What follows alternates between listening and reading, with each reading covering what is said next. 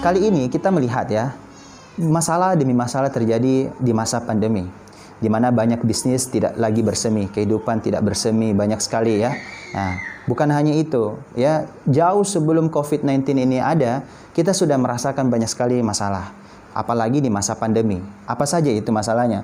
Banyak ya, di mana ketika masalah itu banyak yang tokonya sepi.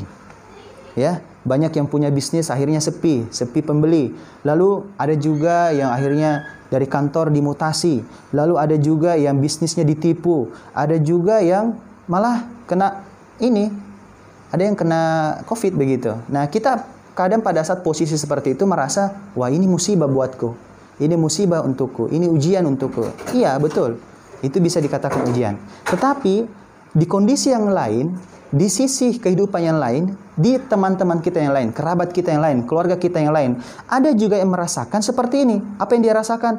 Ustadz, bisnis saya lagi bertumbuh nih. Alhamdulillah. Ada juga, Ustadz, omsetku naik. Ustadz, alhamdulillah saya menang tender. Ustadz, alhamdulillah saya naik jabatan. Alhamdulillah saya punya karir meningkat di kantor. Ada juga, alhamdulillah saya udah sembuh nih Ustadz dari penyakit saya. Nah, di sisi yang lain, ada yang sedang mendapatkan musibah, ada yang sudah sedang mendapatkan berkah, ya, kemudahan. Nah, jadi ada yang mendapatkan susah, ada yang mendapatkan mudah, kemudahan, ada yang merasakan kesulitan. Nah, dari sini mari kita belajar. Nah, saya minta kepada seluruh Bapak Ibu, ya, kepada saudara-saudaraku semua, coba buka mushafnya, coba buka mushaf. Ya, ada mushaf di situ? Boleh saya cek? Oke, saya lihat semua sudah buka mushaf. Tolong dibuka surah Al-Anbiya, surah yang ke-21 ayat 35. Saya kasih waktu 10 detik dari sekarang. Surah Al-Anbiya, surah yang ke-21 ayat 35. Coba dibuka supaya kita belajar ya. Ini interaksi, karena Zoom itu jangan sampai seperti YouTube gitu, cuma mendengar saja, nonton saja. Nah, oke. Apa di situ? Ada yang bisa baca? Silakan. Oke. Jadi jelas-jelas di situ ya, kalau kita sudah dengar dari saudara kita ya, kullu nafsin dha'iqatul maut. Jadi kita semua pasti akan merasakan yang namanya mati. Pasti. Jadi yang bernyawa pasti mati. Orang kaya mati, orang miskin mati, raja-raja mati, rakyat biasa mati. Sampai ada lagunya tuh. Ya, ada itu lagunya, coba ikuti ya. Kalau saya bilang orang kaya, bilang mati ya. Kalau saya bilang orang miskin, mati, bilang mati ya. Ikuti ya, kita mulai. Orang kaya, orang miskin, raja-raja, rakyat biasa, yang menonton.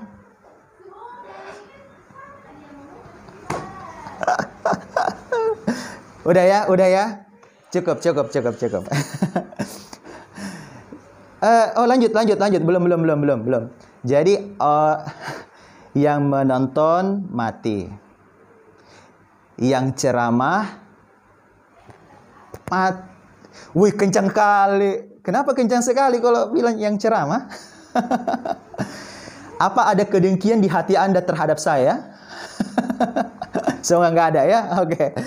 Alhamdulillah ya. Artinya kita semua pasti mati. Ada yang lebih dulu, ada yang lebih belakangan. Bisa jadi Bapak Ibu yang lebih duluan, saya belakangan. Atau saya yang belakangan, Bapak Ibu yang duluan. Nggak ada yang tahu ya. Baik. Jadi di ayat ini masih berlangsung, ya, masih berlanjut. Wa nabluwakum bisyarri wal khairi fitnah. Apa artinya? Kami, Allah Subhanahu wa taala, akan mengujimu, akan menguji kalian, akan menguji Anda, menguji engkau semua. Dengan apa? Nah, ini nih. Ini harus diperhatikan baik-baik nih. Dengan keburukan, dengan kesulitan, dan kemudahan atau kebaikan. Sebagai apa? Sebagai ujian, sebagai cobaan yang sebenar-benarnya. Jadi dunia ini diciptakan ada yang namanya mudah, susah. Ada senang, ada sedih. Ada bahagia, ada menderita, ada suka, ada duka. Jadi memang begitulah kehidupan. Nah, uniknya di sini kita harus perhatikan nih, dan hanya kepada Kamilah kamu dikembalikan. Jadi ayat ini juga sama persis dengan wa nabluwakum ayyukum ahsanu amalah. Jadi di mana Allah menciptakan kita untuk menguji kamu siapa yang paling baik amalnya. Nah, maka muslim itu, mukmin itu akan diuji dengan dua perkara. Ya, dua perkara, yakni dengan kesenangan atau dengan kemudaratan. Jadi mungkin kali ini saudara kita, ya misalnya Iqbal ya, Muhammad Iqbal yang masih lagi di karantina, atau saudara-saudaraku yang lain, di sini ada 4 orang ya, saya coba lihat di sini yang masih di dalam di karantina maksud saya, Ibu Haja Siti. Mungkin bagi kita merasa bahwa wah ini ujian buat saya nih, saya diuji dengan COVID-19. Akhirnya saya tidak bisa bertemu keluarga secara langsung. Saya akhirnya tidak bekerja lagi. Saya akhirnya bisa jadi ada yang di PHK. Ada banyak sekali. Banyak sekali. Mungkin kita berpikir secara otak logik kita sedang diuji dengan kesulitan. Ya, kita melihatnya seperti itu. Nah, tapi ingat, di surah Al-Insyirah, Allah Subhanahu wa taala dalam surah Al-Insyirah jelas-jelas Allah Subhanahu wa taala menyampaikan fa inna ma'al usri yusron. Inna ma'al usri yusron, 2 kali diulang. Bahwa setelah kesulitan pasti kata Allah ada kemudahan. Dan uniknya di situ kata jamak ya, usri yusron. Jadi yusron ini lebih banyak dibandingkan kesulitan. Jadi kemudahan yang Allah berikan itu jauh lebih banyak dibandingkan kesulitan itu sendiri.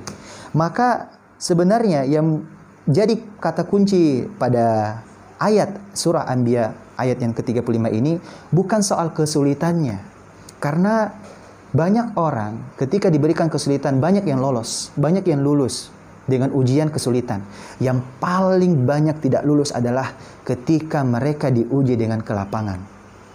Makanya kenapa Allah menyebut di sini Allah akan menguji kamu dengan kebaikan. Allah akan mengujimu dengan kemudahan. Allah akan mengujimu pada saat engkau lapang, pada saat engkau banyak uang, pada saat engkau lagi sehat. Sebenarnya itulah ujian yang sebenarnya.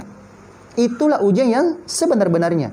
Makanya kenapa Allah mengatakan sebagai cobaan, sebagai ujian. Jadi penting sekali kita melihat bahwa ada orang pada saat dia miskin, dia rajin sekali misalnya membantu orang. Rajin sekali dia sholat.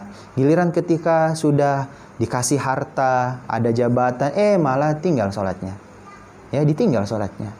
Nah, maka pada saat ujian itulah yang sebenarnya dilihat di saat kita lapang, bukan pada saat susah. Dulu ketika dia belum punya rumah, ya, dia ikut sama orang, dia bilang saya ikut bos, saya ikut kemanapun bos. Pas dia dapat sudah dapat jabatan, sudah dapat harta, ditendang bosnya. Ya. Ada banyak kejadian seperti itu karena ujian sebenarnya itu bukan hanya pada saat susah, tetapi pada saat kita mendapatkan kemudahan. Maka di ayat ini juga, di dalam surah Anbiya ayat yang 35 ini menegaskan kepada kita bahwa Allah menyebutkan keburukan terlebih dahulu, betul? Allah menyebutkan kata keburukan terlebih dahulu. Lalu setelah itu disebutkan apa? Kebaikan. Nah, artinya apa? Allah itu mau kasih coding ya, sebuah kode buat kita semua bahwa Allah itu menguji dulu engkau kesulitan dulu. Allah menguji kamu dulu kesulitan dulu. Sama dengan Adam. Adam alaihissalam ketika diturunkan ke muka bumi itu diuji puluhan tahun. Dia mencari jodohnya. Siapa jodohnya? Siapa istrinya? Hawa. Puluhan tahun dia ini jalan ke sana kemari, pusing ini. Dia sendirian, dia kesepian. Dia mencari istrinya yang sudah lama tidak dipertemukan oleh Allah. Itu kesulitan tuh. Tapi ketika dia rajin sujud, dia beribadah, ya, dia baca doa dalam sujudnya, Rabbana dzalamna anfusana wa illam taghfir lana wa tarhamna lanakunanna minal khasirin. Dia mengakui dirinya dia ini banyak apa? Banyak kezaliman pada dirinya sendiri akibat dirinya sendiri. Sampailah akhirnya Allah memutuskan untuk mempertemukan dia dengan Hawa yang sudah lama tidak lama berjumpa. Masya Allah. Akhirnya ketika berjumpa apa yang terjadi? Terjadi kehidupan yang bahagia. Tapi ingat, ujian belum selesai sampai di situ. Karena pada saat sudah dapat kebahagiaan itu juga ujian. Jadi jangan pernah merasa selesai nih. Tidak. Bahkan yang jelasnya gini, kita itu belum berhenti ujian sampai kita masuk ke dalam kubur. Dan ada kabar buruk lagi. Di dalam kubur itu hanya sementara. Kita menunggu dibangkitkan di padang mahsyar, maka saat itulah kita dihisap, diuji dengan ujian seluruh manusia akan dapat. Bayangkan di mana matahari tinggal sejengkal lagi dan kita panasnya luar biasa. Ya. Nah, semuanya akan rasakan itu. Jadi, hidup ini diciptakan memang sebagai ujian. Supaya apa? Kita tahu siapa yang paling baik amalnya. Apa pada saat dia mendapatkan kesulitan, dia bersabar. Pada saat dia mendapatkan kesenangan, dia bersyukur. Maka mari kita belajar. Ujian yang saya akan bawakan untuk saya jelaskan lebih detail adalah ujian pada saat kita mendapatkan kelapangan. Yang sudah sembuh, alhamdulillah. Ya, dari COVID-19. Alhamdulillah, kita bersyukur itu. Ya. Namun ingat, ketika kita sudah sembuh seperti ini, apa yang membuat diri kita berubah? Apakah sholat kita makin rajin? Ya, terus juga apakah kita lebih banyak bersedekah? Sebenarnya itu maunya Allah. Dulu kita waktu dikasih ujian COVID, kita sebenarnya diuji apakah kita betul-betul ya rajin dekat dengan Allah dengan apa? Sholat di dalam kamar, di dalam tempat karantina. Terus apakah kita lebih dekat dengan Quran? Apakah kita lebih dengar, kan di YouTube tuh banyak sekali channel-channel YouTube, atau jangan sampai kita channel YouTube yang cuma hiburan semata. Kan banyak tuh ujiannya juga di dalam sana. Justru sebenarnya kita harusnya lebih dekat dengan Allah. Diuji kita. Apakah kita bisa naik kelas atau malah tinggal kelas? Ingat, ketika guru memberikan kita ujian di sekolah, tidak ada yang salah dengan soal ujiannya. Soal ujian tidak pernah salah. Yang salah adalah cara kita dalam menjawab pertanyaan-pertanyaan dari soal ujian tersebut. Betul? Jadi sebenarnya tidak ada yang salah dengan soal ujian. Yang salah adalah cara kita menyikapi ujian ini. Misal dikasih, ya ini ada saudara-saudara kita yang lagi terpapar COVID. Sebenarnya kita sedang mencari apa jawaban, sikap yang benar. Apakah kita sabar pada saat dikasih ini? Apakah kita lebih dekat dengan Allah, lebih tawakal kepada Allah? Lebih banyak ikhtiar. Karena ikhtiar itu di dalam Islam itu adalah bersungguh-sungguh. Bersungguh-sungguh berobat, bersungguh-sungguh kita mendekatkan diri kepada Allah, ya, bertakarrub kepada Allah. Sehingga apa? Allah Subhanahu wa taala memutuskan kita untuk apa? Untuk sembuh. Karena jangan sampai waktu kita misalnya ya, kita sehat-sehat saja, baik-baik saja. Bisa jadi amal kita mungkin Allah melihat bahwa amalmu lagi kurang nih. Nah, dikasih dengan penyakit, ya, dikasih dengan virus, Allah menginginkan kita untuk lebih dekat dengan Dia. Nah, itu hikmahnya yang harus kita pahami. Maka kita mari pelajari lagi nih.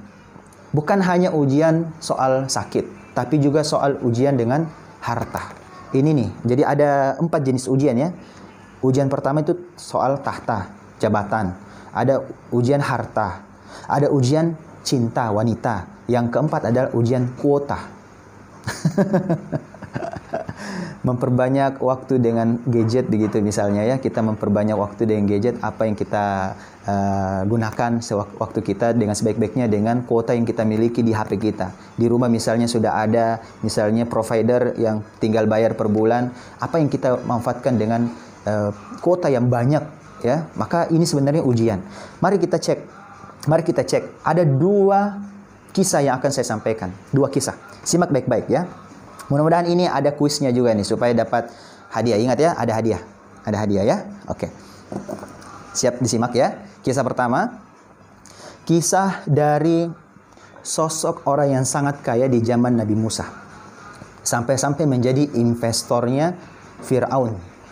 Siapa namanya? Pintar. Korun ini saking kayanya diabadikan dalam sebuah kamus bahasa Indonesia. Namanya harta karun.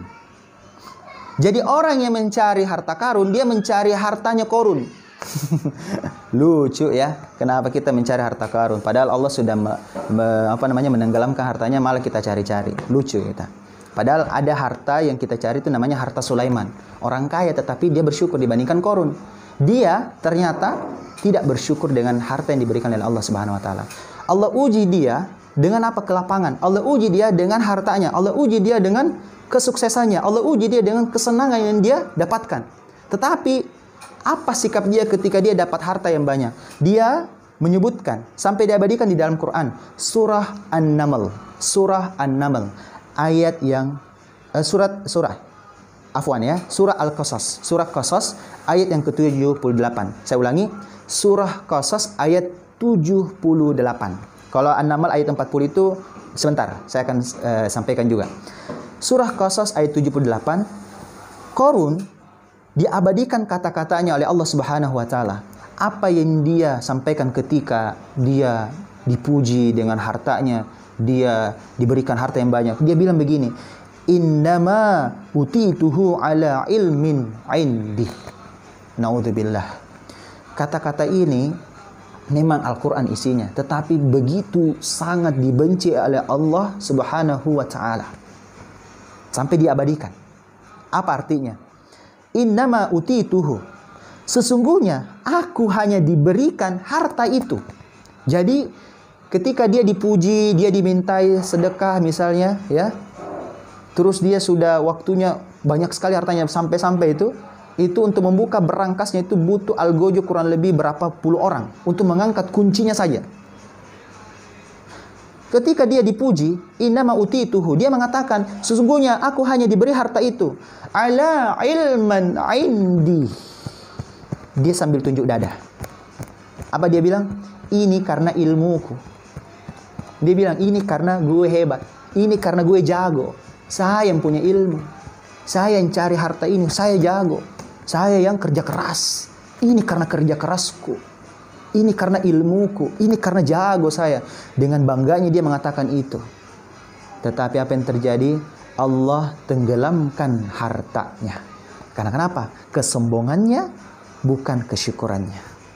Naudzubillah. Mari kita simak kisah yang kedua. Tadi saya sebut surah An-Naml, ya. Mari kita cek surah An-Naml ayat 40. Boleh dibuka, silakan. Ini penting. Semuanya silakan buka, saya kasih waktu 10 detik. An-Naml ayat 40. Kalau tadi Qasas 78, perkataannya Qarun. Ini perkataan Nabi Sulaiman yang diberikan juga nikmat harta, nikmat kelapangan. Nah, apa perbedaan sikapnya terhadap kesenangan yang diberikan oleh Allah, nikmat yang diberikan oleh Allah? Mari kita cek, semuanya sudah buka. Surah An-Naml ayat 40. Ya, sudah buka? Coba cek di situ. Nah, bayangkan di situ tuh ada tertulis ayat di mana Nabi Sulaiman berkata, "Hadza min fadli Rabbi." Hadza min fadli Rabbi. Saya minta semuanya untuk mengucapkan kembali. Saya minta untuk dibuka audionya, semua bisa bersuara. 1, 2, 3.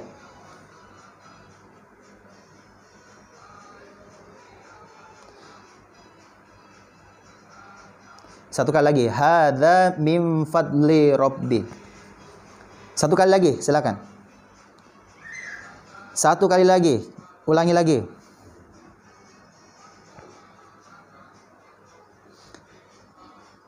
Satu kali lagi sampai hafal. Oke, sekarang di mute. Silakan di mute. Ya. Syukran. Oke. Sip. Ya. Hadza min fadli Rabbi. Oke, sudah di mute? Oke, terima. Syukran. Ya.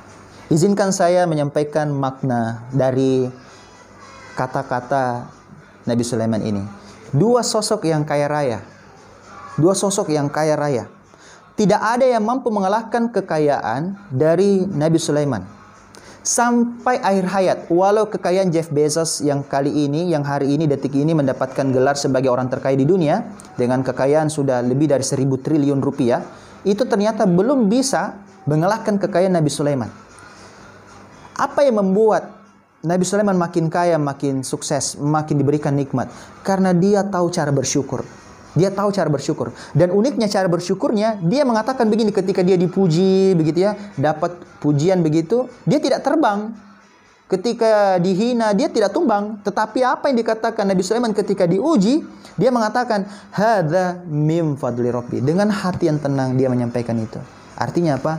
Ini semua karunia dari Tuhanku.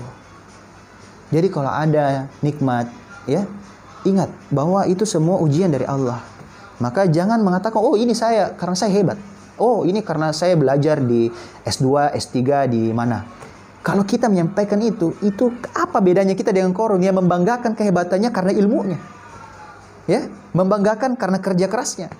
Jangan sampai sifat-sifat Qarun itu ada sehingga kenapa banyak aktor-aktor, artis-artis, public figure yang dulu-dulu itu sekarang mana semua namanya tenggelam. Ada yang terjerat kasus narkoba, ada yang akhirnya korupsi. Banyak tuh pejabat-pejabat kaya-kaya kenapa bisa terjadi? Karena kenapa? Bisa jadi dia tidak mensyukuri nikmat yang Allah berikan. Akhirnya apa? Syaitan menggodanya untuk mendapatkan nikmat yang lebih tapi dengan cara yang salah. Tetapi ketika kita membaca hadza min fadli rabbi, kita tahu cara bersyukur. Sehingga apa? Ada rem. Sehingga kita hanya melihat cara mendapatkan harta dari Allah dengan cara yang halalun thayyiban. Nah, jadi ini ujian yang sebenarnya. Sama ketika kita sudah sembuh dari COVID-19. Ya, ada yang sudah sembuh, alhamdulillah kita bersyukur pada Allah. Maka ingat, yang sembuhkan kita itu bukan dokter. Yang sembuhkan kita itu Allah. Tetapi wasilahnya lewat obat dari dokter. Ya. Jadi semuanya karena Allah. Ini yang harusnya kita jadikan sebagai fundamental dalam pikiran kita, perkataan kita, hati kita, dan tindakan kita. Jadi saya sebut dengan 4P. Yang pertama apa? Pikiran. Yang kedua apa? Perkataan. Yang ketiga apa? Perasaan. Yang keempat apa? Perbuatan. Jadi cara syukur itu diimplementasikan menjadi 4P ini. Di mana pikiran menjadi betul-betul menjadi tenang, ya, pikiran kita betul-betul positif kepada Allah, kita husnudzon kepada Allah, perkataan kita alhamdulillah hadza min fadli rabbi, perasaan kita betul-betul tenang, orang-orang misalnya ada yang memuji dia tidak terbang, ada yang membenci dia biasa aja, ya, bodoh amat, ya. Dia memiliki perasaan biasa aja. Karena apa? Dia menautkan hatinya kepada Allah semata. Lalu perbuatan. Di mana perbuatannya ini dia lebih banyak berbagi. Ada sekarang nih ya, Mas Hamba nih. Ini kan kita lihat nih Mas Hamba kan. Kita lihat tuh Mas Hamba, naudzubillah. Inilah waktunya kita, apalagi yang sedang di dalam rumah sakit ya, yang lagi karantina di hotel misalnya, inilah waktunya kita bersedekah. Inilah waktunya kita berbagi. Ingat, Allah itu memberikan nikmat ya, bisa jadi ya kita masih memiliki nikmat yang lain berupa harta yang lebih. Maka sudah saatnya kita membeli kesulitan dengan sedekah. Buat yang diberikan kesulitan. Buat yang sedang lapang. Justru inilah ujian yang sesungguhnya. Di mana harta kita yang sedang lebih, inilah waktunya kita untuk berbuat, untuk bertindak, untuk berbagi. Saatnya kita membantu warga, ya, saudara-saudara kita di Masambah. Ya, saya menyampaikan ini bukan karena menyuruh. Kami juga melakukan. Karena sangat murka Allah bagi yang memerintahkan, bagi yang menyeru suatu perbuatan lalu dia tidak lakukan sendiri. Ya, jadi saya mengajak kepada saudara-saudaraku semua, mari kita bantu saudara kita di Masambah. Ya, walau mungkin tidak ada saudara kandung kita di sana, tapi ingat mereka adalah saudara kita semanusia. Mudah-mudahan dengan sisi kemanusiaan ini kita bisa bergerak. Ya, mudah-mudahan itu. Oke, alhamdulillah sudah sangat jelas ya. Jadi sebagai kesimpulan bahwa ujian itu bukan hanya pada saat kita diberikan kesulitan, tetapi pada saat kita diberikan kemudahan. Itulah ujian yang sebenarnya. Jadi saat ini kita diberikan nikmat oleh Allah, semakin banyakkah kita bersyukur atau malah kita semakin banyak lalai. Ya, dulu ya rajin 5 waktu, tiba-tiba bolong-bolong sampai akhirnya tidak sholat lagi. Jangan sampai itu terjadi. Nah, kita tetap jaga sholat kita, jaga sedekah kita, jaga silaturahim kita. Ya, jangan sampai ketika kaya akhirnya lupa saudara kita dulu yang mendukung kita, yang mendoakan kita, ya akhirnya kita lupa sama mereka. Jadi sekarang mari sama-sama ya, sebelum kita berdoa bersama, saya mau bagikan hadiah. Mau hadiah? Ayo jawab, mau hadiah?